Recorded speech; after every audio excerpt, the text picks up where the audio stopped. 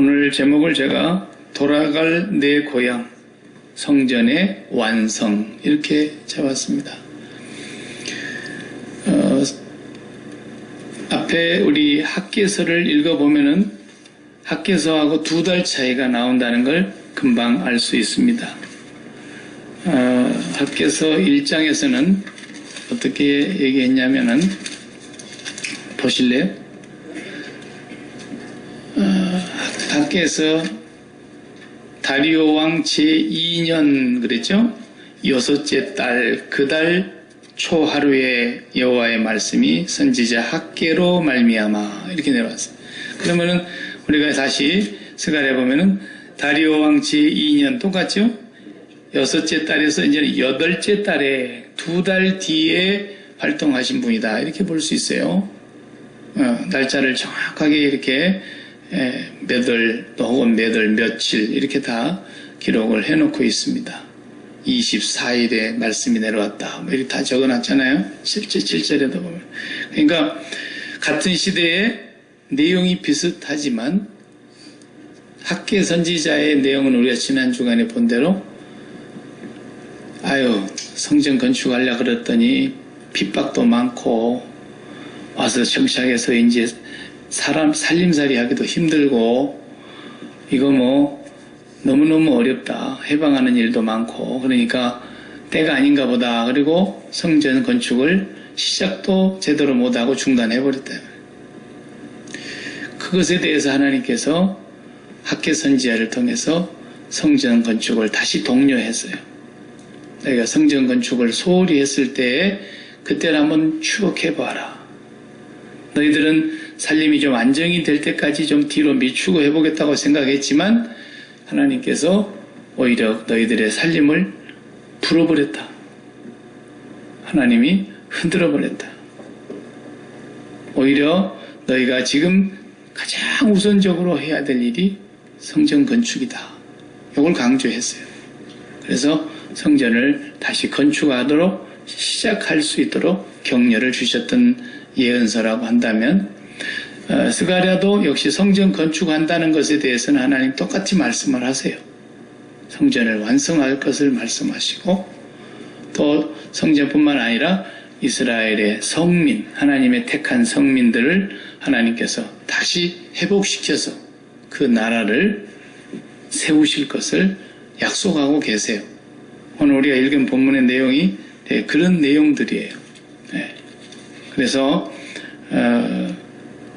내가 돌아갈 고향이 어디인가. 물론 교리적으로야 우리가 죽으면 천국을 간다. 하나님 나라에 간다. 이렇게 믿고 알고 그렇게 고백을 합니다. 그런데 그것은 하나의 결과입니다. 결과. 예수를 이 땅에 사는 동안에 선택받은 백성들이 예수님 안에서 예수님과 연합되어서 같이 살다 보면은 우리 육체는 언젠가는 하나님 정한 때에 이 땅에서 불러갈 때가 있을 거 아닙니까? 그때는 우리가 아버지의 집에 가게 되겠지만 단지 아버지의 집에 가는 것만 머릿속에 두고 이 세상에 사는 동안에 아버지와 함께 주님과 함께 살아가는 삶을 전혀 누리지 못하고 맛보지 못하고 한다면은 그것은 둘 중에 하나라는 거예요. 이 사람은 청함은 받았으나 택함을 받지 못한 사람이거나 아니면 믿음이 몸이 병들면은 건강치 못한 몸이 되면은 이렇게 정상적인 삶을 살 수가 없는 것처럼 믿음이 병들어가지고 온전한 믿음이 못 되고 항상 세상에 지고 세상에 두드러 맞고 그런 유약한 믿음이 돼가지고 하나님의 나라를 그냥 이 세상에서 전혀 무관한 삶을 사는 사람, 그런 사람이 덜어 있어요. 불쌍한 인생이 되는 거죠. 그렇게 되면 그러니까 스가랴 선지자는 역시 예수님 얘기하고 계세요. 학개 선지자도 예수님 얘기하는 것이었죠. 성경은 언제나 예수님하고 연결이 되지 않고 달리 쓰여진 것이 하나도 없기 때문에 예수님하고 연관되어서 성경을 볼 수 있어야 되는 거죠. 예수님도 특별히 그 십자가에 죽으신 사건, 그 사건이 정점이에요. 클라이막스예요. 사람들은 부활이 클라이막스라고 하는데 아니에요. 그건 기독교를 모르는 사람들이라는 소리예요. 부활은 예수님이 부활하셨다고 하지만은 누가 예수님을 죽은 자 가운데서 살리신 거예요? 하나님 아버지가. 그럼 왜 그러냐? 그분은 죽음에 매여 있을 이유도 없고 죄도 알지도 못하시는 분이고 죽을 이유가 없는 분인데 죽으신 것뿐이잖아요. 단지 그분이 이 땅에 오셔서 죽어야 했다고 하는 것은 부활하기 위해서 죽은 게 아니에요. 그보다도 더 근본적으로 우리가 하나님 앞에서 죄 씻음 받고 죄의 문제를 해결하고 우리를 죄 가운데서 속량해 내시기 위해서 그리스도께서는 죽기 위해서 선택되셨고 죽기 위해서 예정되셨고 죽기 위해서 오셨고 죽을 걸 아시고 오셨고 끝까지 죽음을 향해서 초지일관 흔들림이 없이 걸어가셔서 십자가에서 죽으신 거예요. 네, 죽으신 거예요. 거기까지가 성자의 사역이에요. 기독교가 거기가 정점인 거예요. 그랬는데 이제 그 사역이 끝남으로써 우리가 속량함을 얻을 수 있는 모든 구속 사역이 다 끝났기 때문에 하나님은 단지 우리의 죄값을 대신하기 위해서 죽으신 그 예수 그리스도 성자 하나님을 죽음 가운데서 살려내신 거예요. 하나님이. 그래서 그 예수 그리스도의 십자가와 연합된 자만이 예수 그리스도와 함께 부활로 연합이 되는 것이지 예수 그리스도의 십자가가 무엇인지를 모르고 그 은혜를 깨닫지를 못하고 그 은혜 안에 살지 못하는 사람은 절대 부활이라는 것은 영원한 형벌로 심판의 부활만 있는 거예요. 멸망을 당하기 위해서 심판대 앞에 가서 설 부활은 있어도 그 사람은 주님 안에 들어가는 부활은 없는 거죠. 기독교의 핵심은 십자가에 있는 거예요. 그래서 십자가의 종교라고 사람들이 말하기도 하고 뭐 안 붙여도 괜찮지만은 예배당 꼭대기 건물에다가 다 무슨 부활의 표시를 한 게 아니고 십자가 표시를 하는 거예요. 그래서 그러니까 부활은 예수 그리스도의 십자가의 결과인 것이지 십자가가 없는데 어떻게 부활이 있어요? 죽지를 안 했는데 그죠? 주님이 기절했다 깨어나셨다 그러면 부활이 없는 거예요. 주님이 죽으셨다라는 것에 핵심이 있는 거예요. 그래서 구약의 모든 성경은 부활을 강조하고 있는 게 아니라 십자가를 강조하고 있는 거예요. 모든 선지자들이 십자가에다 포인트를 맞추고 있어요. 스가랴도 마찬가지예요. 매 장마다 성전에 대한 얘기도 하시고 예수 그리스도의 십자가의 죽음을 얘기하고 있어요. 그래야 성경이 해석이 되는 거예요. 전체가. 이거 14장을 오늘 제가 말씀을 준비하면서 14장을 오늘 하루 종일 묵상하고 또 읽고 또 그것을 주님의 십자가와 연결 지어보고 이렇게 했는데 분량이 너무 많으니까 그냥 군데군데 몇 군데만 하고 성경 공부 시간에 좀 더 자세히 할 수 있겠어요? 1장에서 6장까지 그리고 7장에서 14장까지 이렇게 크게 둘로 나눠요. 스가랴서는 1장에서 6장까지는 8개의 환상을 보여주시는 내용을 기록해놨어요. 환상을 봐요. 스가랴에게 하나님께서 환상을 보여주세요. 그 환상을 보여주시는 8가지 환상이 전부가 성전과 관련이 있어요. 성전과. 그래서 하나님께서 가나안 땅에 성전을 짓게 하셨고 성전을 주신 이유를 우리가 바르게 알아야 됩니다. 이걸 잘 몰라서 이스라엘 백성들이 망한 거거든요. 선민들이 북이스라엘도 남쪽 유다도 성전을 왜 주셨는지를 몰라서 망한 거예요. 그래서 그걸 제대로 알고 성전 중심의 생활을 했으면 그들은 절대로 매맞을 일도 없었고 그렇게 망해가지고 70년 동안 남의 나라에 끌려가서 비참한 삶을 살 이유도 없었는데 성전을 거기에만 주셨잖아요.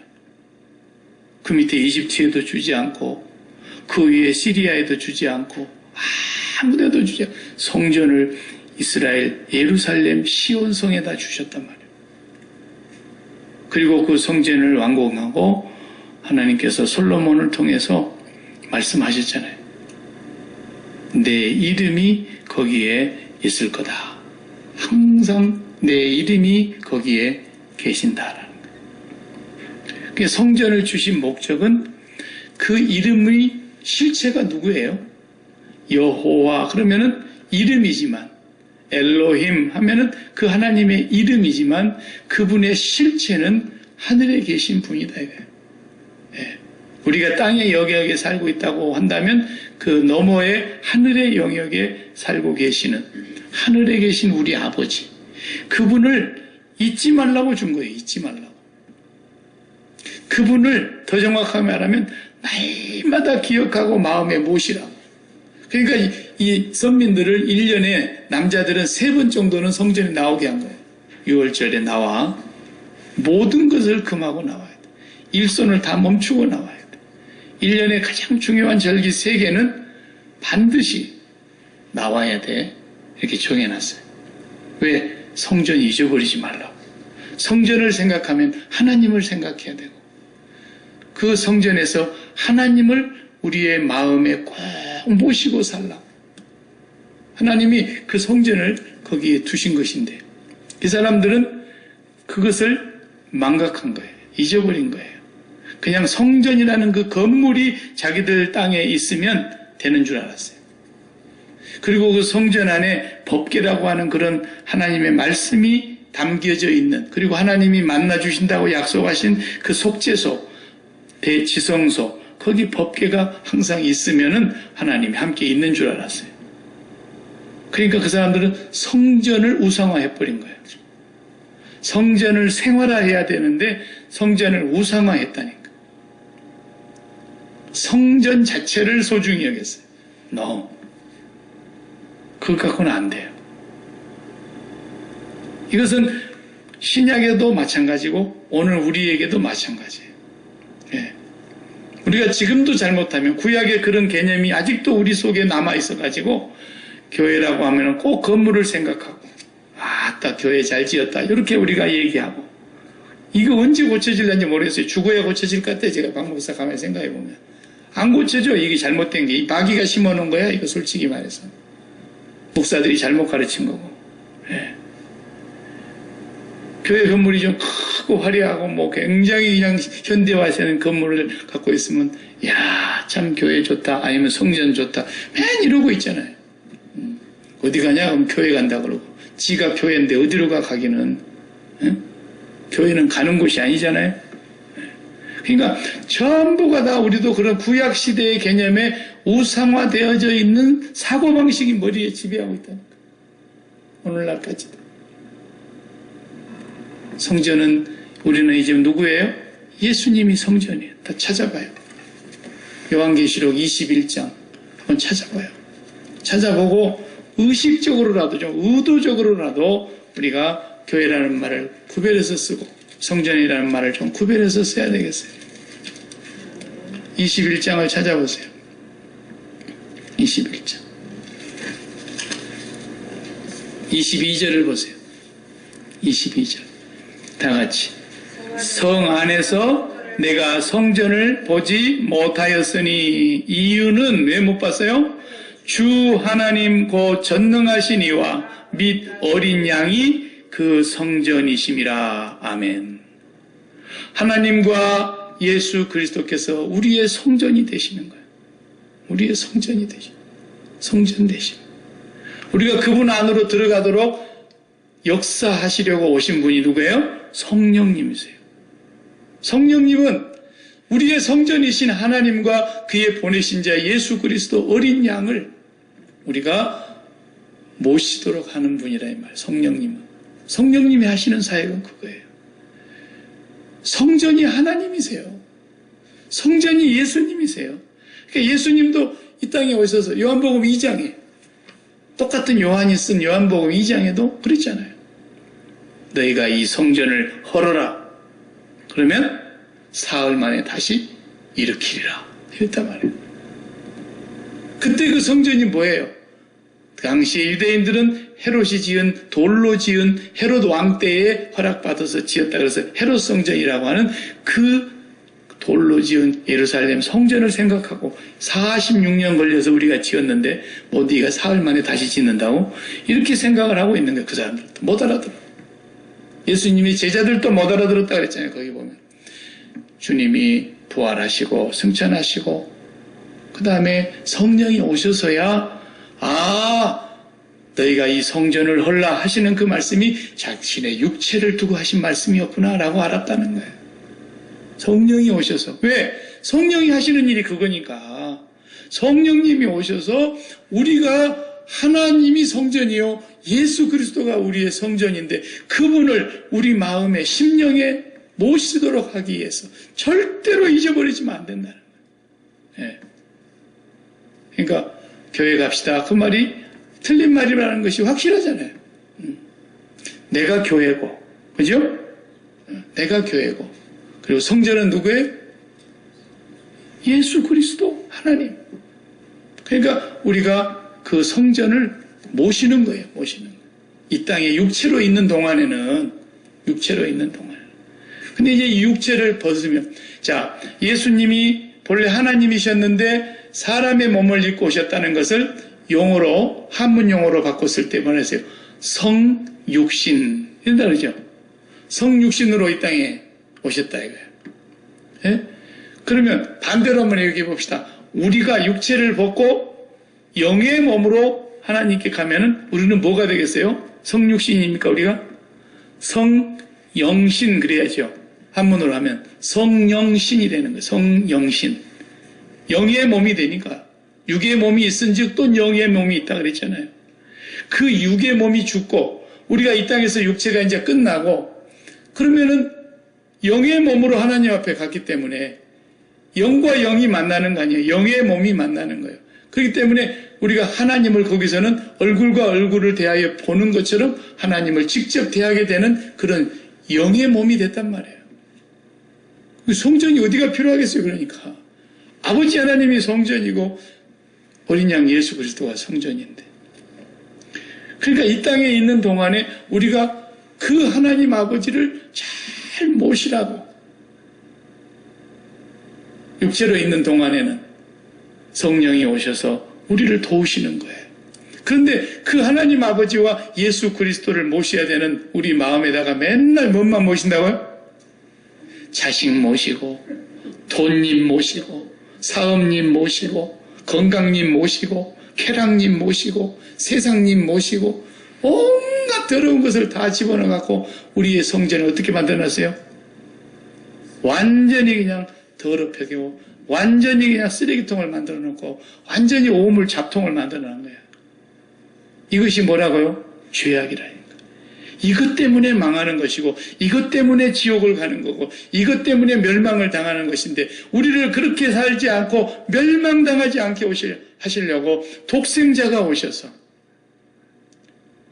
십자가에서 죽으심으로 말미암아 우리의 몸을 거룩한 하나님의 성전으로 만드셔서 거룩한 육체가 됨으로 말미암아 우리의 인격 속에 하나님 아버지와 우리 주 예수 그리스도를 모시고 산다. 그래서 아버지께서 내 안에 내가 아버지 안에 있는 것 같이 너희도 나를 믿으면 아버지 안에 거할 것이다. 주님 그러신 거예요. 그 성전 이루시겠다고 하는 것이 스가랴 선지자를 통해서 계속 말씀하시는 거예요. 8가지 환상을 통해서 그걸 보여주시는데 그 환상 얘기를 오늘 제가 일일이 다 할 수가 없잖아요. 나중에 성경 공부 시간에 한 가지씩 하겠는데요. 한번 읽거나 보고 갑시다. 3장으로 가셔서 3장 9절을 보면서 설명하겠습니다. 대제사장 여호수아에게 하나님 그 시대에 스가랴 선지자가 활동하던 시절에 대제사장님은 여호수아였어요. 구약의 저기 모세 후계자 여호수아와 이름은 동명이인이죠. 다른 사람이지만 9절 만군의 여호와가 말하노라 내가 너 여호수아 앞에 세운 돌을 보라.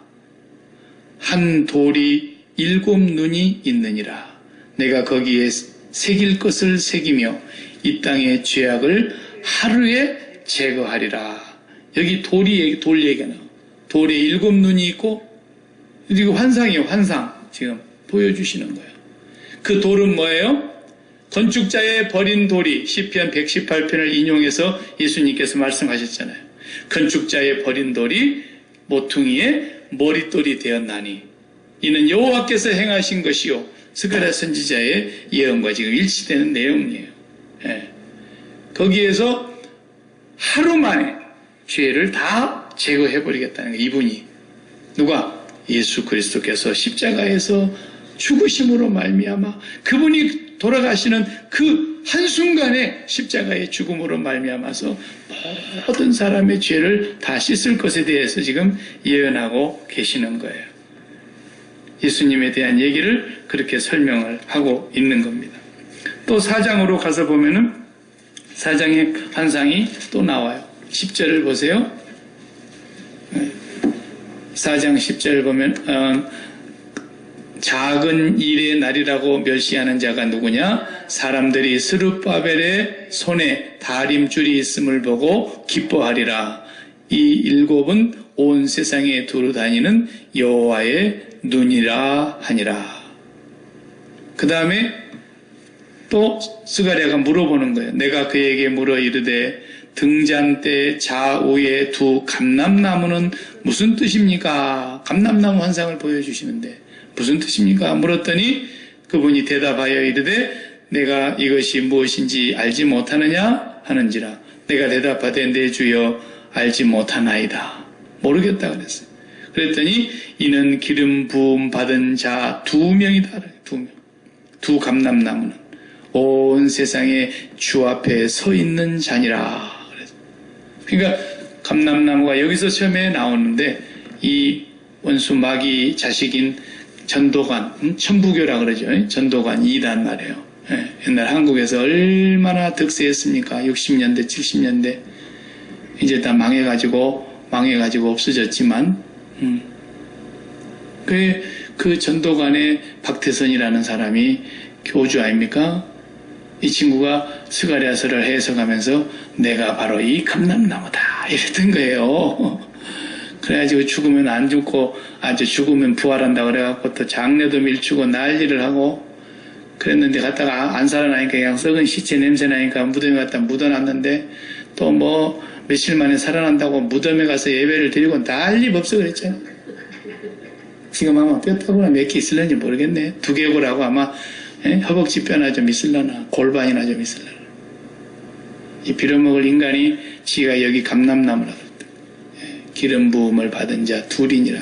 여기 본문의 둘은 누구냐면 총독 스룹바벨이 이제 성전을 쌓은 왕이에요. 왕. 당시 왕이 아직 없었지만 왕과 같은 총독이고 대제사장 여호수아 이 두 사람을 가리켜서 두 감람나무라 이렇게 했던 거예요. 그러니까 우리가 이걸 영적으로 해석해 보면 박태선이가 지 혼자 감람나무다 그러면 그건 이단이야. 그런데 우리도 감람나무예요. 모든 성도가 다 감람나무예요. 하나님께 기름 부음을 받은 자라 이 말이에요. 우리가 다 왕 같은 제사장 됐다 그랬잖아요. 그러니까 박태선이가 내도 감람나무고 여러분도 감람나무다. 그러면 이단 아니야 이건. 성경을 바르게 해석한 거지. 근데 지만 감람나무다 이랬더니 지가 교주가 된 거 아닙니까? 우리 모두는 하나님의 성령으로 말미암아 기름 부음을 받은 사람들이란 말이에요. 그래서 우리를 거룩한 나라요. 그의 소유가 된 백성이며 왕 같은 제사장들이라. 주님 분명히 그러셨어요. 왕은 스룹바벨이고 제사장은 여호수아예요. 우리가 이 두 가지를 다 통합한 우리의 영원한 왕이며 영원한 대제사장이신 예수 그리스도와 우리도 연합되어 있기 때문에 우리도 기름 부음 받은 자지요. 우리 하나님의 거룩한 성령의 기름 부음 받은 자 아닙니까? 뭐 어떤 사람은 또 목사만 또 권위를 세우려고 목사는 또 거룩한 기름 부음을 받았대. 이것도 약간 교주 냄새가 나는 사람이야. 무슨 소리 하고 있어요? 우리가 다 기름 부음 받은 감람나무가 돼야 된다는 말씀을 지금 하시려고 하는 거예요. 그래서 계시록에서도 이 말씀과 연관되는 말씀들이 있어요.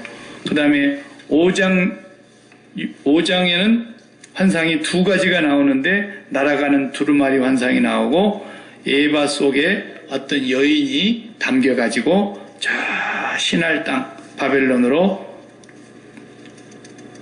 옮겨가는 그런 환상을 보여주셨어요. 이 두 가지는 죄를 지금 하나님께서 드러내고 있는 거예요.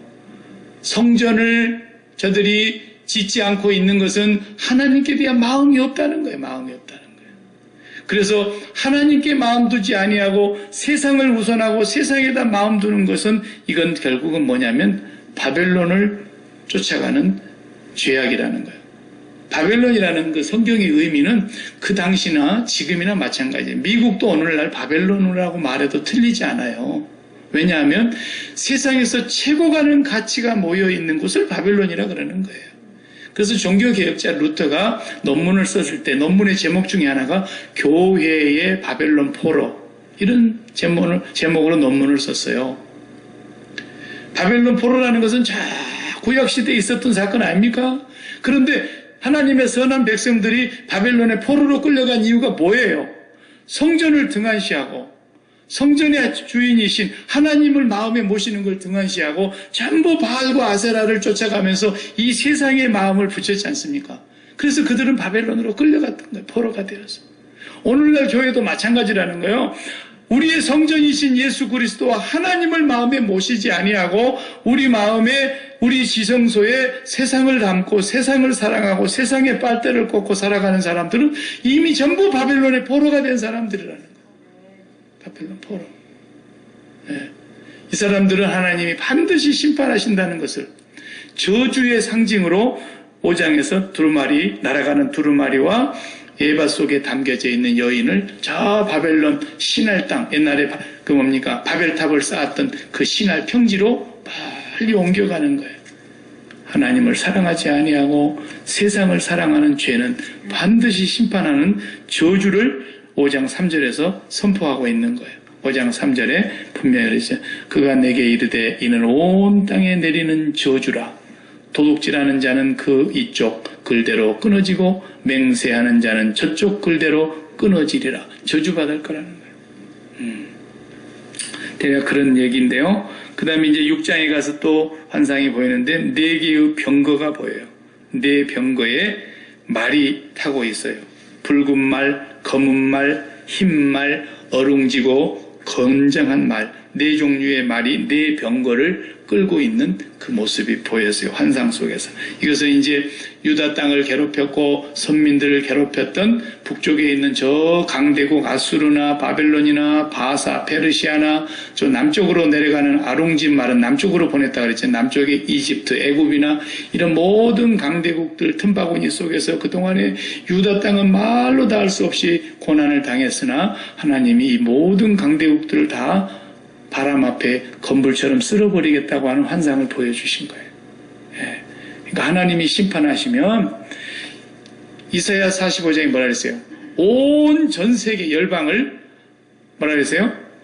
타레박에, 옛날 우리 시골에 이렇게 물 타레박에 물 두레박이라고 하죠. 두레박에 물 떠오를 때 물 줄줄줄 흐르잖아요. 한 방울씩. 그런 것처럼 온 열방은 하나님 앞에서 두레박에 물 한 방울 갖고 그랬어요. 하나님 앞에서. 그리고 온 나라 섬은 다 떠오르는 먼지와 같으니 여호와 앞에서. 아무것도 아니에요. 하나님이 그런 강대국들을 바람 앞에 건불이 흘러가듯 흩어지듯이 다 무너뜨렸어요. 미국도 하나님이 지금 붙들고 계신 줄로 저는 믿습니다. 하나님이 놔버리면 하루아침에 이것도 무너져 버리는 거예요. 아직까지 붙들고 계시는 거예요, 사실은. 우리 고국도 마찬가지예요. 하나님이 붙들고 계시기 때문에 하나님의 거룩한 백성들이 그의 얼굴을 구하며 하나님 앞에 간절히 호소하고 있기 때문에 하나님 아직 붙들고 계시는 거예요. 그러나 그 죄가 가나안 땅의 죄가 가득해서 너무 관영하니까 하나님이 이스라엘 백성들을 때를 맞춰서 아브라함의 후손들을 들여보내면서 가나안의 모든 7 족속을 심판해버리듯이 지금도 하나님의 때에 하나님께서 만약에 이 미국 땅에 하나님이 보실 때의 죄가 너무 관영하면 결국 노아의 홍수 때는 그냥 죄의 덩어리였기 때문에, 그들이 육체가 되었기 때문에 싹 물로 청소를 했지만 하나님은 오늘날에 심판하신다고. 틀림없이. 마지막 때는 물론 불로 심판하시겠지만 하나님께서는 이 땅에 미국 같은 큰 강대국이라 할지라도 하나님이 놔버리면 그냥 유리병 땅에 떨어지면서 깨지듯이 없어지는 거예요. 그런 환상을 보여주시는 것입니다. 7장은 그 금식에 대한 질문을 했는데 하나님께서 금식에 대해서 너희가 지금 잘못하고 있다는 것을 깨닫게 해주시는 말씀이었고요. 자, 이런 식으로 해서 매 장마다 예수 그리스도를 소개하고 있는데 특별히 9장에서는 9장 9절을 다 같이 읽겠어요. 9장 9절 시온에 따라 크게 기뻐할지어다 예루살렘에 따라 즐거이 부를지어다 보라 내 왕이 내게 임하시나니 그는 공의로우시며 구원을 베푸시며 겸손하여서 나귀를 타시나니 나귀의 작은 것 곧 나귀 새끼니라. 아멘. 이 장면 생각나시죠? 예. 예루살렘에 입성하시던 날 기억나시죠? 예. 세상의 임금은 나귀 타고 갑니까? 뭐 타고 가요? 말 타고 가죠. 전쟁의 용사들은 다 말을 타고 가는 거예요. 세상을 정복하고 세상을 손아귀에 쥐려고 하는 사람은 다 말 타는 사람들. 그 당시. 근데 우리 주님은 뭐하러 가시는 거예요? 당신 전체를 주시기 위해서 나귀를 타고 들어가시는 거예요. 예. 그래도 이스라엘 백성들 당시 그 유대인들은 이분이 메시아인 줄 알고 종려나무 가지를 들고 막 소리 질렀잖아요. 호산나 호산나 우리를 구원해 주소서 우리를 구원해 주소서 하는 말이거든요. 그러면서 막 외쳤죠. 그 호산나 호산나 외치던 그 소리가 순식간에 변해서 저를 십자가에 못 박으소서 이렇게 바뀌잖아요. 왜? 그들은 세상을 추구했기 때문에 그들은 이 땅에 바벨론을 원했기 때문에 이 땅에 강력한 왕이 필요했기 때문에 그런데 예수님이 가시는 길을 가만히 꼬라지를 보니까 아예 틀렸거든. 맨날 죽는다는 말씀만 하시고 그러니까 그들은 이분은 우리의 메시아가 아니다. 우리가 잘못 봤다. 저를 십자가에 못 박으소서 못 박으소서 소리 질렀던 거죠. 그런데 스가랴는 벌써 예수님 오시기 전 500년 전에 그분은 이 땅에 평화의 왕으로 겸손의 왕으로 나귀를 타고 입성하실 것을 말씀하고 계십니다. 예. 그리고 이제 시간이 많이 갔으니까 12장으로 넘어가 봅시다. 12장 예수님의 예언에 대해서만 우리가 조금씩 살펴보고 갑니다. 12장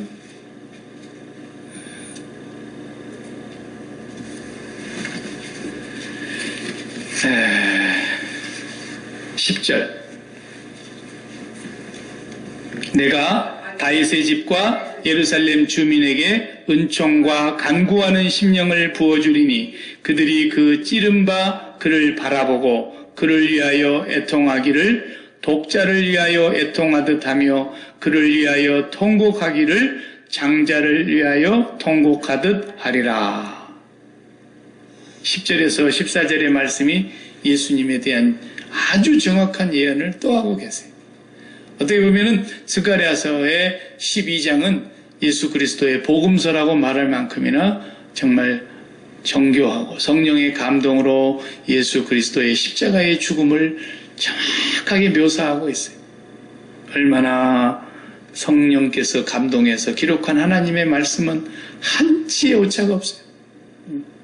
그 보세요. 10절에 다윗의 집, 예루살렘의 주민, 이것은 다 무슨 말입니까? 하나님의 성민을 얘기하는 거예요. 오늘 우리식으로 하면 교회를 말하는 거죠. 교회, 하나님의 교회. 이들에게 은총과 간구하는 심령을 부어주리니 그랬어요. 은총과 간구하는 심령을 부어주리니 여기에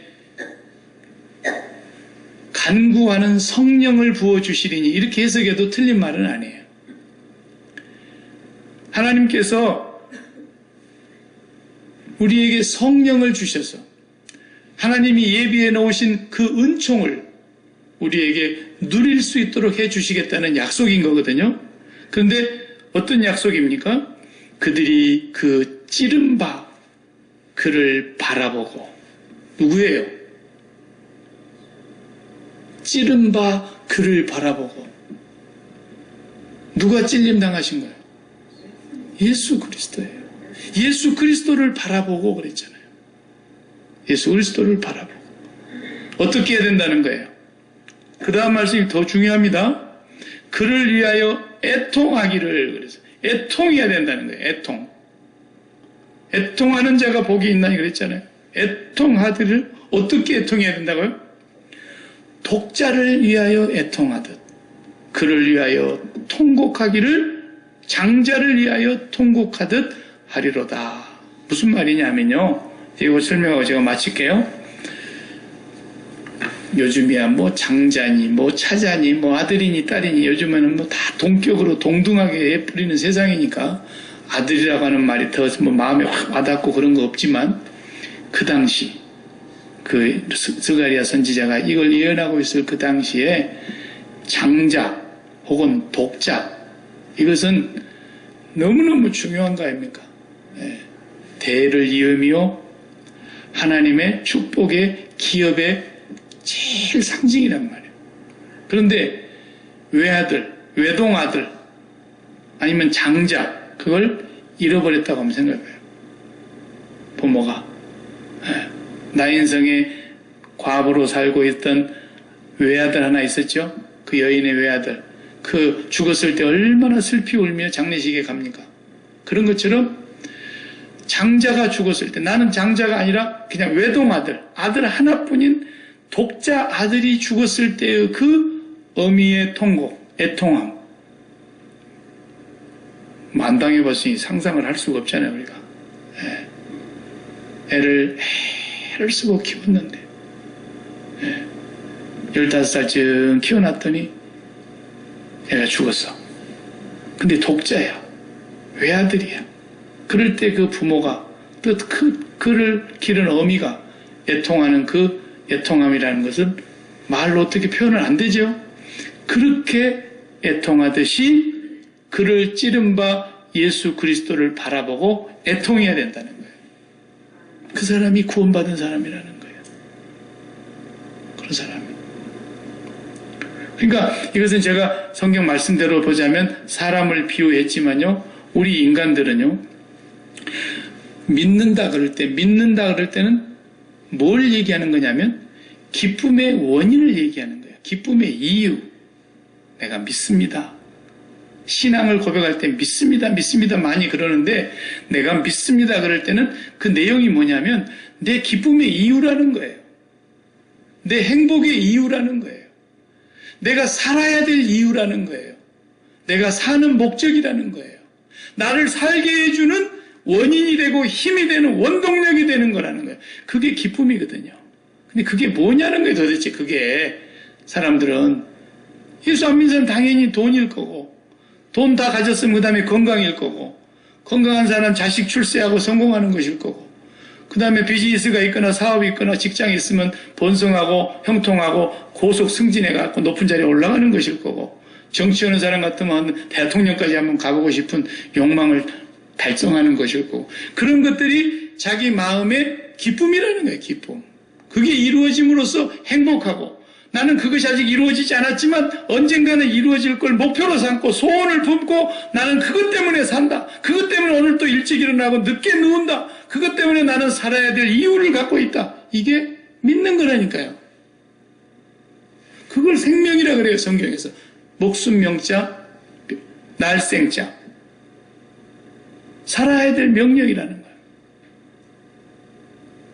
근데 그것이 자기 일생에 자식인 사람은 자식 죽어버리면 어떻게 됩니까? 온통 그 마음에 자식이 그거 전부였는데 자식이 죽어버렸다 이게 독자가. 그러면은 그 사람의 마음이 어떻게 되죠? 그 독자의 죽음에 완전히 사로잡혀 버리는 거예요.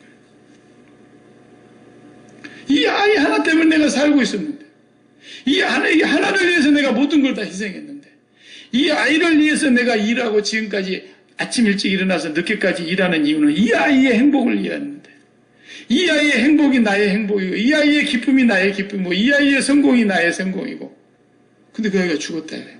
그러면은 내가 살아야 될 이유가 없어진 거 아닙니까? 그때의 그 공허함과 허무함과 애통함과 앞이 캄캄함, 그렇게 애통하듯이 그를 찌른 바 그를 바라보고 애통해야 된다는 거예요. 성경이 그렇게 말하고 있잖아요. 그럼 우리가 어떻게 해야 되는 얘기입니까? 어떻게 우리가 애통해야 된다는 게 무슨 얘기입니까? 애통하는 자는 복이 있나니 저희가 위로를 받을 것이며, 우리가 애통해야 된다니까요. 예수 그리스도를, 십자가를 바라다보면서 그를 찌른 바 그를 바라보고 애통하듯이, 애통해야 되는데 어떻게 장자를 잃은 것처럼 통곡하듯이, 독자를 잃은 것처럼 애통하듯이 애통해야 된다는 거예요. 이게 십자가 바라보고 날마다 울으라는 얘기냐? 여기서 이 애통의 내용은 뭐냐면, 우리가 이제 이 땅에 살면서 온 우주를 만드신 전능하신 하나님이라고 우리가 믿고 알고 고백하고 있잖아요. 그렇게 크신 하나님. 그러니까 우리는 그렇게 말로는 표현하지만 감은 안 와. 얼마나 크신지 도대체가. 우리 인간의 머리로는 그분을 다 헤아릴 수가 없어. 그러나 우리가 아는 바, 믿는 바, 고백한 대로 하자면 전지를 창조하신 분이세요. 지어놓고 그것을 다스리고 관리하고 통치하시는, 보존하시는 분이세요. 그 가운데 있는 모든 만물 가운데 모르시는 것이 하나도 없으며 머리털까지도 살고 계시고 새 한 마리 꽃 한 송이도 풀 한 포기도 하나님이 사라져라 그래야 사라지는 거예요. 그렇게 크신 하나님 앞에서 그분이 행하신 일이 뭐냐 이거예요. 그분이 독생자를 세상에 보내셨다 이거예요. 우리를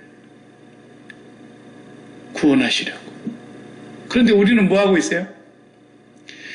티끌만도 안 되는, 그 크신 하나님의 그 우주에 비하면 티끌만도 안 되는 우리 인간이, 티끌만도 안 되는 삶 속에서 그보다도 또 티끌보다도 더 작은 조그마한 일에 매여가지고 거기에 마음 다 뺏겨가지고 우리 주 예수 그리스도의 십자가에 죽으시면 온데간데 없고 그런 거 안중에도 없고 그냥 내 문제 하나에 붙들려가지고 죽네 사네 그러고 이러고 있는다는 것이 이게 예수 믿는 거냐는 거예요. 이게 안 믿는 거죠.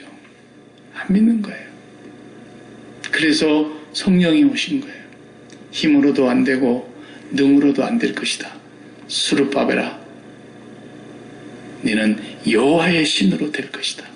여호와의 신이, 스가랴 4장 6절에서 그랬던 거예요. 그래서 여호와의 신이 내게 임하여 네가 성전을 완성하게 될 것이다. 그래서 우리가 성전이 되기 위해서는 성령을 받지 않고는 그래서 불가능한 거예요. 성령이 오셔서 우리가 어떤 상황 속에 있어도 내 문제는 정말 티끌보다도 더 적은 거라니까요. 성령이 오시면 가장 우선순위로 가장 크게 가장 확실하게 현실을 느껴지게 되는 것이 바로 예수 그리스도의 십자가 사건이라는 거예요. 그 십자가 사건 앞에 날마다 너를 어떻게 하는가요? 나의 죽음이라고 확인하고 고백하고 살라는 거예요.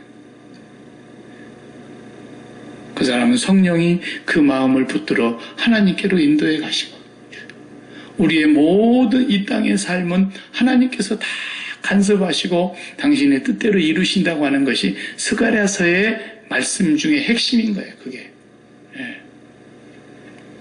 근데 12절을 또 읽어보세요. 12절에서 13절, 14절 이 세 절에요. 아주 중요한 얘기가 있어요. 12절 온 땅 각 족속이 따로 애통하되, 따로를 몇 개 나온가 한번 씹어요. 따로. 다윗의 족속이 따로 하고 그들의 아내들이 따로 하며 나단의 족속이 따로 하고 그들의 아내들이 따로 하며 레위의 족속이 따로 하고 그들의 아내들이 따로 하며 시므의 족속이 따로 하고 그들의 아내들이 따로 하며 다같이 모든 남은 족속도 각기 따로 하고 그들의 아내들이 따로 하리라. 무슨 말이에요? 갑자기 따로 또 11번이나 따로. 뭔 얘기냐면 그 예수 그리스도의 찌른 바 그 십자가에서 우리 모두가 다 각자가 개개인이 두리뭉실하게 넘어갈 수 없다는 거예요. 한 사람 한 사람이 다 예수 십자가에서 죽어야 된다는 거예요. 예수 십자가와 연합되어야 된다는 거예요. 예수 십자가에 날마다 그 죽음 앞에 여러분 자신을 넘기라는 거예요. 그게 십자가 생활화, 구약은 성전 생활화. 십자가 생활화를 날마다 각각 개인들이 해야 된다는 것을 지금 예언하고 계시는 거예요. 구약의 복음서 중에 복음서예요. 고린도후서 4장 10절을 보세요. 고린도후서 4장 10절. 고린도후서 4장 10절. 자, 그 앞에 유명한 말씀이 있잖아요. 우리가 좋아하는 말씀이죠. 7절부터서 그냥 봅시다. 그냥 찾았으니까. 고린도후서 4장 7절부터면은 우리가 이 보배를 질그릇에 가졌으니 이는 심히 큰 능력은 하나님께 있고 우리에게 있지 아니함을 알게 하려 함이라. 우리가 사방으로 우겨싸움을 당하여도 쌓이지 아니하며 답답한 일을 당하여도 낙심하지 아니하며 박해를 받아도 버림받지 아니하며 거꾸러뜨림을 당하여도 망하지 아니하고 이 네 가지가요. 예수 믿는 사람들에게 있다는 거예요. 근데 예수 믿는 사람들이 무슨 생각과 무슨 기도를 하느냐면 사방으로 우겨싸이지 않게 해주시고 답답한 일을 당하지 않게 해주시고 박해를 받지 않게 해주시고 거꾸러뜨림을 당하는 일은 없게 해주시고 이렇게 기도하고 있다니까 사람들이. 그러는 사람들은 제가 답을 드릴게요. 빨리 죽어요. 빨리 죽으면 그런 일이 없어요. 오늘 저녁이라도 죽어봐요. 그런 일이 있는가? 답답한 일이 있고 사방으로 우겨쌀 일이 있고 핍박받을 일이 있고 거꾸러뜨림을 당할 일이 있겠는가? 이 세상에 우리가 육체를 갖고 있는 한은 이러한 일들이 초대교회부터 지금까지 주님 오실 때까지 앞으로 더할지 덜할지는 모르겠으나 모든 그리스도인들에게 있다 이거예요. 있는데 어떻게 이기느냐는 거예요. 그 다음에 10절을 봐봐요. 우리가 항상 예수의 죽음을 몸에 짊어짐은 예수의 생명이 또한 우리 몸에 나타나게 하려 함이라. 우리 살아있는 자가 항상 예수를 위하여 죽음에 넘겨짐은 예수의 생명이 또한 우리 죽을 육체에 나타나게 하려 함이라. 아멘. 날마다 예수 죽음에 넘기라는 거예요. 이게 십자가 생활하라니까요. 무슨 일을 당하든지 사방으로 우겨싸임을 당하든지 핍박을 당하든지 박해를 받든지 거꾸리뜸을 당하든지 답답한 일을 당하든지 개인적으로 가정적으로 사업적으로 건강적으로 자녀의 어떤 분야든지 무슨 일을 당하든지 날마다 그 찌른 자를 바라보며 애통하는데 어떻게 애통하는 거예요? 예수 그리스도의 죽음 앞에 나의 죽음을 넘기라는 거예요. 예수의 죽음이 나의 죽음인 걸 고백하고 확인하라는 거예요. 날마다. 그렇게 살아야 우리가 세상을 이기는 거예요. 그렇게 살아야 성령이 우리 마음을 붙들고 아버지께로 인도해 가는 거예요. 네. 날마다.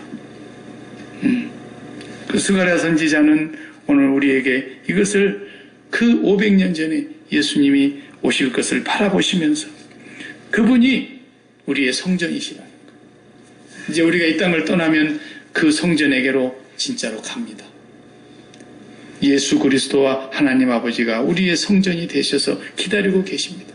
그런데 사도 요한이 계시록을 보니까 새 예루살렘이 내려오는데 그 새 예루살렘의 모습이 얼마나 예뻤던지 다른 표현 안 하고 신부가 신랑을 위하여 단장한 것 같더라 그랬던 거예요. 왜?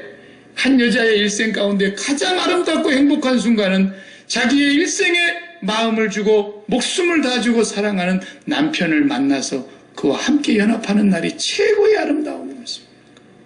그래서 그 새 예루살렘 성이 신부예요. 신부. 그리스도인들. 오늘 우리 성도들을 말하는 거예요. 그리고 그 신부가 그 신랑을 만나는 날은 하늘의 해와 달이 필요가 없고 그분이 우리의 성전이 되어 있었는데 우리에게는 더 이상 눈물을 흘리고 애통할 일이 없더라는 거예요. 눈물을 흘리는 거나 곡하는 것이나 애통하는 것이나 죽음이 다시 있지 아니하는 그 성전이 우리를 기다리고 있더라는 거예요. 우리가 돌아갈 곳이 그곳입니다. 그러나 우리가 이 땅에 육체로 있는 동안에는 하나님과 어린 양 예수 그리스도를 통해서 그의 찌른 바 그를 바라보고 애통하면서 살아야 된다는 그 애통함이 바로 예수 십자가의 죽음을 나의 죽음으로 매일마다 제1 현실로 느끼고 확인하고 고백하면서 살아가는 거예요. 몇 번씩? 식후 30분에 약 먹듯이? 아니에요. 매 순간순간 그렇게 살면은 우리는 세상을 이길 것입니다.